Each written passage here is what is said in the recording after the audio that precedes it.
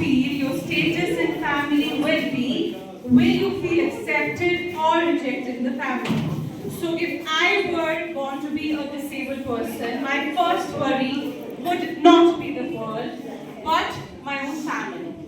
How my family sees me, a burden or a blessing. How they count me a blessing or someone or as a disability. Because for me, not only for everyone, a person with a disability, what matters the most is the family's acceptance. If I don't have that, everything would be devastated for that particular person. Second, if I have family's acceptance, I will go far. But if I don't have that, I might feel rejected, isolated, and very less important. Second question, if a situation arises that you feel you're not hearing anything at all, what shall be your challenges and struggles, and what will you face? First thing, hearing is a gift, and inclusion is our responsibility.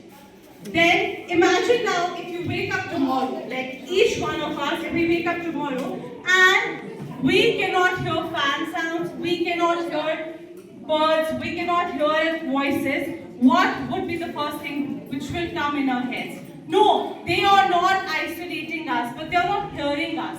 We are calling out our mother's name, Ammi, but she is not responding. We are not hearing our word. We are not hearing a single word. So that would always be very, very devastating for us. We will have first a communication problem, difficulty in everything. Second, we will have an emotional stress and frustration and feeling isolated socially. Thank you.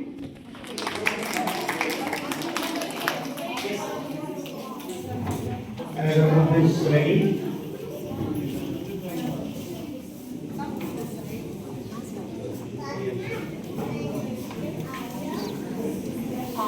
The question that was given to us is, if your friend's child is born with autism or Down syndrome, what shall be your advice to him or her regarding his improving education and career development? Well, the answer to this question is that early intervention is of utmost importance because we need to check the level, whether the level is mild, moderate or severe. So the early intervention in this regard is of utmost importance in order to check the level of severity. Number second point is that we need to enroll such a child in the school that really supports the inclusive learning process. And third is the focus should be given on the strengths of the child rather than on limitations or on his weaknesses. Because we have to groom him, we have to boost his morale. We need to just give him more and more support in order to build up his confidence.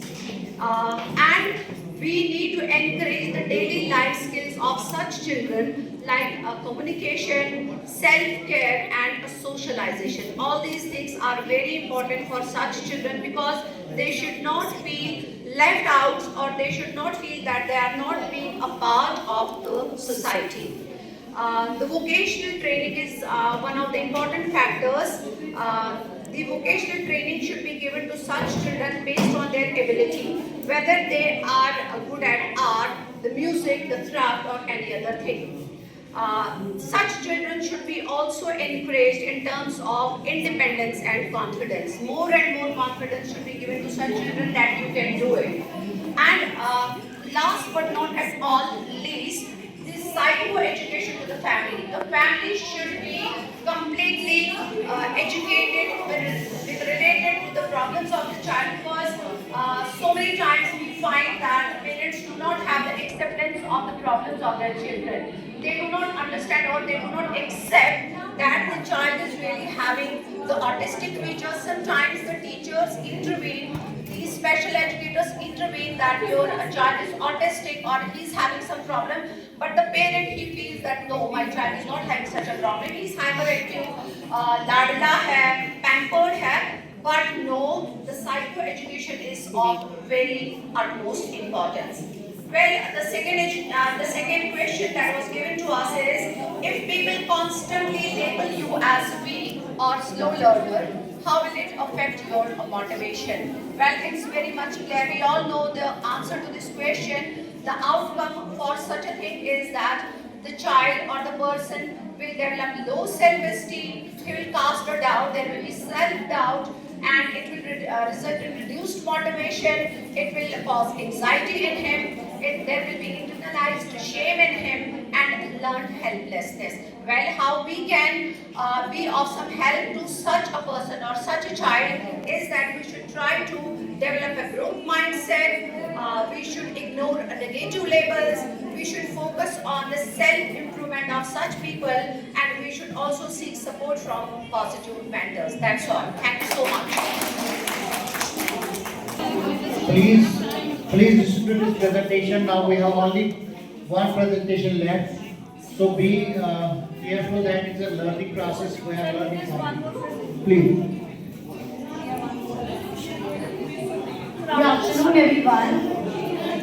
Our question is, if a situation arises that you feel you're not hearing anything at all, what shall be your challenge and struggles you will face? Let me tell you one thing. The disabled child or a disabled person is himself or herself is a challenge. And he has to face every sort of difficulties, every kind of challenge, like communication difficulties. He would struggle to understand what others are saying. Conversations would become difficult for him or her. Safety concerns, not hearing alarms, traffic sounds or warnings can create risky situations. And social barriers. It could become hard to build friendships or maintain relationships due to communication gaps. And the most important, that safety concerns. Not hearing alarms, the child feels that he is rejected. And the second question is, if your friend's child is born with autism and Down syndrome, what shall be your advice to her or him regarding his grooming education and career development? First is, accept the child and love first. Tell them to accept the child wholeheartedly. And there would be early support and therapy. Grooming and life skills. Like we should teach the child his daily skills, like how to clean the table, how to eat, how to hold the spoon.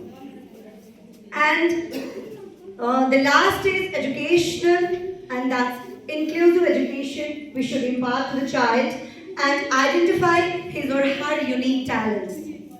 And the last is just give him the self-confidence and moral education. Thank you. Why do you keep life for 1 week? So the first thing, if you are you just get up and you see, you can't see anything. So the first thing, that is frustration, irritability. And then the second thing is that you are lost. You don't have any access to the technology or your even your relationships, relatives, because you can't see, you can't conversate, you don't understand where you have to conversate.